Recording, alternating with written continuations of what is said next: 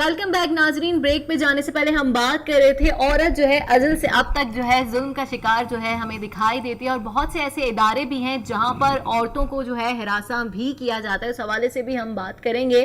خواتین کو ہراساں کرنے کے واقعات جو ہیں کافی ان میں اضافہ دیکھنے میں آ رہا ہے, تو کیا کہیں گے اس حوالے سے؟ دیکھیے اس میں وہی بات آتی ہے کہ کتنی جلدی پروسیس شروع ہوتا ہے. جب آپ ایک مختار مائی کا مثال لے لیجئے, ان میں اتنی دیر تاخیر کر دی کہ اصل وجہ اس کیس کو ہارنے کا یہی تھا کہ تاخیر ہوئی ایف آئی آر کے درج کرنے میں. لاہور ہائی کورٹ نے بڑے کلیئرلی کہا کہ اتنی تاخیر کا مطلب یہ ہے کہ بیچ میں بڑے سوچے سمجھے انداز میں یہ چیز درج ہوئی. تو اس سے یہ ہوتا ہے کہ شک پیدا ہوتا ہے. شک عورت کے لیے مضر ہے کیونکہ ویسے ہی شک کے نظر سے دیکھی جاتی ہے کہ وہ جھوٹ بول رہی ہے, چال چلن صحیح نہیں, کوئی علاج بھی نہیں ہے, اور چال چلن نہیں ہے اس کے, کچھ کیا ہوگا اس نے. ہمیشہ عورت ہی کیوں, عورت پہ کیوں اس طرح سے ہوتا ہے؟ یہ ہمارے مرد پہ بھی تو تنقید کی جا سکتی ہے نا. معاشرے میں میل سمجھیے کہ مردانہ ایک انداز ہے کہ ہمیشہ سوچنا کہ عورتیں جو ہیں دماغ ان کا صحیح یہ نہیں, کمزور ہے, بک بک کرتی رہتی ہیں, کچھ پتہ نہیں. لیکن آج کی عورت کمزور نہیں ہے, یہ تو اب پتہ چل رہا ہے نا. آج کی عورت اب اس میں اتنی اویئرنیس ہے اور تعلیم بھی ہے, تو آج کی عورت جو ہے وہ اپنے حقوق کے لیے آواز اٹھاتی ہوئی دکھائی دیتی ہے ہمیں. مگر نئی کھیپ ہے نا ابھی جو اب, اور جو عورت آواز اٹھائے تو وہ بدتمیزی میں شمار ہوتا ہے. کہتے ہیں کہ یہ بدتمیز زبان دراز ہے, زبان دراز ہے.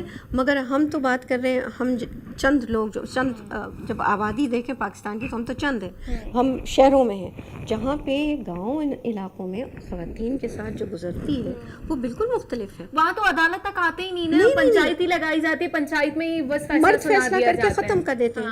یہی مسئلہ ہوتا ہے. ان کی تو عوامی عدالت ہوتی ہے. ہاں, سو کالڈ عوامی عدالت عوامی نہیں ہے, وہ تو ہے سب بڑے اس جگہ کے جو وہ چاہتے ہیں اپنا فیصلہ کروا لیتے ہیں. عورت جو ہے وہ پستی اس پہ. کاروکاری کا حال دیکھیے کتنے کیسز ہیں. اس کے علاوہ زینب کا دیکھیے, زینب کی کیس کتنی بار ہو چکی تھی, اس کے بعد زینب کا کیس افق پہ آیا جب اتنا شور مچا اور ایک سوشل میڈیا نے ہائی لائٹ کیا. یعنی شور سے کام ہو رہا ہے. افسوس سے کہنا پڑتا ہے کہ خود ہمارے نظام کے اندر اتنی ابھی سمجھیے کہ وہ رسپانس نہیں ہے جس کے ذریعے سے اس کے خود کرنا چاہیے. اس کے بجائے یہ ہے کہ جب عوام شور مچاتی ہے, معاملہ بالکل سیاستدانوں کے ہاتھ میں آ جاتا ہے, تب ایک دم سے جاگتی ہے حکومت. سیاستدان بھی تو تبھی جاگتے ہیں جب شور ہوتا ہے. وہی تو ایک چین بن گیا ہے. مگر شور کا ایک رخ پیدا کرنا ہوگا کہ شور کافی نہیں ہے. اب آپ نظام میں جو خرابی اس کو بھی ٹھیک کیجئے, جس کا مطلب ہے کہ ہمیں بھی آئیڈینٹیفائی کرنا ہوگا کہ کون سی جگہ خرابی کیا ہے. جب آپ اس کی آئیڈینٹیفیکیشن کریں گے تو پھر آپ اس کو شروع کریں گے اس چیز کو ٹھیک کرنا. جب آپ صرف ایسے جنرلی عام طور پہ بات کریں گے بھائی یہ بہت تاخیر بہت ہوتی, تاخیر بہت ہوتی کافی نہیں ہے. کویشچن تاخیر کیوں ہوتی ہے, کس طریقے سے ہوتی ہے, ان میں کون سے عوامل ہیں. جب آپ اس کی شروع کرتے ہیں ایک تجزیہ کرنا تو آپ کے سامنے تصویر بالکل دوسری آتی ہے. وہاں آپ کو پتہ چلتا ہے کہ اس کو ٹھیک کرنا ہے, اس کو ٹھیک کرنا ہے, اس کو ٹھیک, تب بات بنتی ہے. صحیح. اچھا, خواتین کو ہراساں کرنے کی روک تھام کے لیے جو ہے قانونی طور پر کیا اقدامات کرنے کی ضرورت ہے؟ خواتین کو روک تھام کرنے کے لیے ہراساں کے جو کیسز ہمارے سامنے آتے ہیں, ہیرسمنٹ کے, اس حوالے سے قانونی طور پر کیا اقدامات کرنے چاہیے؟ اس میں جو قانونی طور پہ اقدامات جو ہیں وہ یہ ہے کہ آپ کو جا کے ایف آئی آر درج کرنا پڑتا ہے. سب سے بڑی چیز میں یہ کہتے ہیں جی ویمنس پولیس اسٹیشن ہونے چاہیے, میں اس کے خلاف ہوں. میں کہتی ہوں کہ ہر پولیس اسٹیشن میں ایک سیکشن ہونا چاہیے عورت کے لیے. وہاں پہ عورتیں بیٹھیں, وہیں پہ دیکھیے آپ علاقے کے پولیس اسٹیشن میں آپ کہاں عورت جائے گی بیچاری, ویسے ہی اس کے پاس پیسے نہیں ہوتے کہ جا کے کہیں کرے, اور اس کے پیچھے لوگ پڑ جاتے ہیں. تو اگر نزدیک پولیس اسٹیشن ہے اس کے اندر ایک خانہ بنتا ہے, وہاں پہ عورتیں شروع ہو جاتی ہیں. اور اب پولیس کے ریفارمز میں یہ چیز آ رہی ہے. بہت سے پولیس آفیسرز اب یہ بات کر رہے ہیں کہ نہیں, ہمارے ہر تھانے میں ایک سیکشن ہونا چاہیے خواتین کا. تو وہاں آ کے عورت جو ہے وہ اپنے تنہائی میں عورت سے بات کر سکتی ہے, اس کو بتا سکتی ہے. وہاں ایک سسٹم پیدا ہوتا ہے. اس وقت بہت ساری ٹریننگ جو پولیس کو دی جا رہی ہے اس میں یہ ہے کہ جینڈر سینسٹیوٹی کی طرف آپ ضرور غور کریں. تو جب یہ جینڈر سینسٹیوٹی کے ایشوز اٹھیں گے تو ساتھ اس کے پھر پولیس جو ہے رسپونڈ بھی کرے گی. اگر آپ صرف خواتین پولیس اسٹیشن بنا دیں گے تو ٹھیک ہے, مرد حضرات کہیں گے ادھر ہی چلے جاؤ. صحیح. لا تعلق, جب تک وہ تعلق ان کا نہیں پیدا ہوگا اور اس کے خرابی کی ان کے اوپر ذمہ داری نہیں آئے گی تب تک وہ جاگیں گے نہیں. صحیح. اچھا وومن امپاورمنٹ کے حوالے سے کیا کہیں گی کہ وومن امپاورمنٹ کی بات ہوتی ہے ملک میں تو خواتین کو معاشرے میں نمایاں مقام دلوانے میں عدلیہ کا کیا کردار ہے اس حوالے سے؟ عدلیہ کا دیکھیں یہاں پہ میں عدلیہ کو ڈیفینڈ کروں گی. عدلیہ کا بہت بڑا کردار ہے. بہت سے بڑے بڑے کیسز سپریم کورٹ کے ہیں جنہوں نے عورت کو تحفظ دی ہے. جب وہی تحفظ کیونکہ وہ اسلام میں بھی موجود ہے پھر بھی مرد حضرات نہیں دیتے.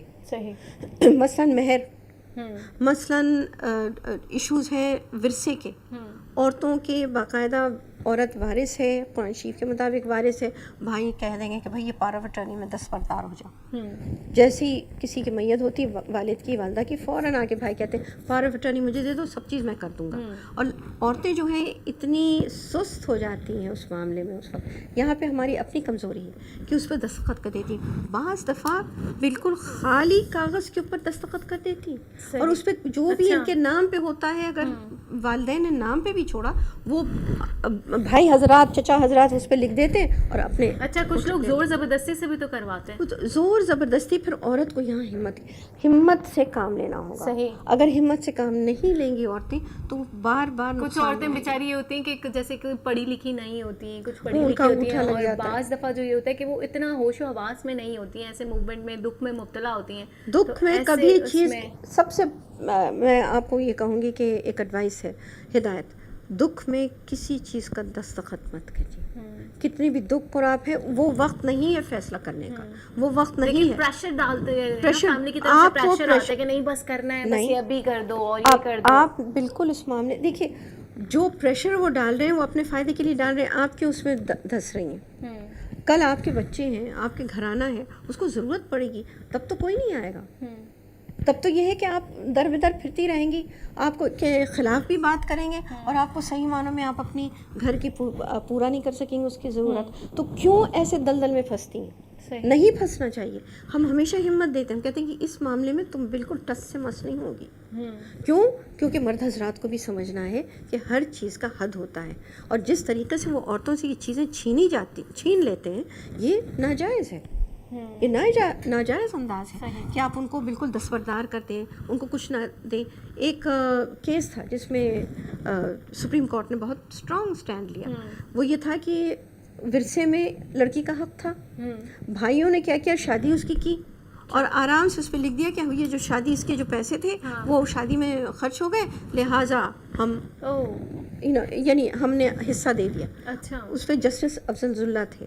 اس وقت انہوں نے اتنا سخت سٹینڈ لیا، انہوں نے کہا ورثہ اور چیز ہے اور آپ نے جو خرچ کیا وہ اور چیز ہے. آپ بھی ذمہ دار ہیں کوانی بہن. آپ نے تو حقوق ادا کیا نا، اس کا حق ادا کیا. اب آپ کا فرض تھا کہ آپ اس کی شادی کرتے، آپ کا فرض تھا کیونکہ وہ چھوٹی بہن تھی. اس کا یہ مطلب نہیں کہ اس کا جو حصہ ہے وہ آپ بیٹھ کے کھا جائیں. وہاں پہ انہوں نے ججمنٹ، وہ ججمنٹ آج بھی سٹینڈ کرتی ہے.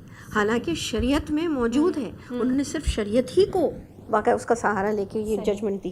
لیکن اتنی شریعت ہونے کے باوجود ہمارے بہت سے مرد حضرات ہیں جو پرواہ نہیں کرتے، بالکل مہر نہیں دیتے. صحیح معنوں میں جب طلاق کرتے ہیں تو طلاق تحریری طور پہ کوئی ثبوت نہیں دیتے، بعد میں آ کے تنگ کرتے ہیں. بس وہ کہتے ہیں کہ زبان سے 3 دفعہ بول دیا بس ہو گئی طلاق. یہ طلاق بدعت ہے. اس معاملے میں میرے خیال میں